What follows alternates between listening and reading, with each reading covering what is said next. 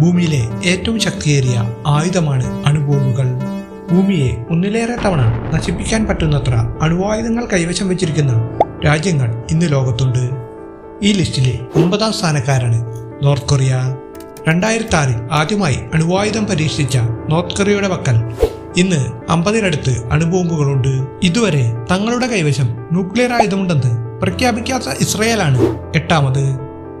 എന്നാൽ ഇസ്രയേലിന്റെ കൈവശം ന്യൂക്ലിയർ ആയുധമുണ്ടെന്നുള്ളത് ഇന്ന് ലോകത്തെ ഏറ്റവും പരസ്യമായ രഹസ്യമാണ്. 90-നടുത്ത് അണുബോംബുകൾ ഇസ്രയേൽ കൈവശം വെച്ചിരിക്കുന്നു. 7ാം സ്ഥാനത്തുള്ള പാകിസ്ഥാന് 170-നടുത്ത് ആണവായുധങ്ങളുണ്ട്.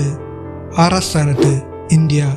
1974 ആദ്യ ആണവായുധ പരീക്ഷണം നടത്തിയ ഇന്ത്യയുടെ കൈവശം ഇന്ന് 150-നടുത്ത് ആണവായുധങ്ങളുണ്ടെന്ന് കരുതപ്പെടുന്നു. അമേരിക്കയിൽ നിന്ന് ന്യൂക്ലിയർ ടെക്നോളജി സ്വന്തമാക്കിയ ബ്രിട്ടനാണ് 5ാം സ്ഥാനത്ത്. 225 ന്യൂക്ലിയർ ബോംബുകൾ ബ്രിട്ടന്റെ കൈവശമുണ്ട്. 4ാം സ്ഥാനത്തുള്ള ഫ്രാൻസ് 1960-ലാണ് ആദ്യ ആണവ പരീക്ഷണം നടത്തിയത്.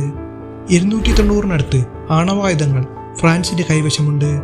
3ാം സ്ഥാനത്തുള്ള ചൈനയാണ് ഇന്ന് ലോകത്ത് ഏറ്റവും വേഗത്തിൽ ആണവായുധങ്ങളുടെ എണ്ണം വർദ്ധിപ്പിച്ചുകൊണ്ടിരിക്കുന്ന രാജ്യം. 600-നടുത്ത് ആണവായുധങ്ങൾ ഇപ്പോൾ തന്നെ ചൈനയുടെ കൈവശമുണ്ടെന്ന് കരുതപ്പെടുന്നു. 2ാം സ്ഥാനത്ത് അമേരിക്ക. ലോകത്തെ ആദ്യ ആണവായുധ പരീക്ഷണം നടത്തിയ അമേരിക്കയുടെ കൈവശം ഇന്ന് 5277 അണുബോംബുകളുണ്ട്. വ്ളാഡിമിർ പുടിന്റെ റഷ്യയാണ് ഇന്ന് ആണവായുധങ്ങളുടെ എണ്ണത്തിൽ ലോകത്ത് 1ാമത്. 5459 ന്യൂക്ലിയർ ബോംബുകളാണ് റഷ്യയുടെ കൈവശമുള്ളത്.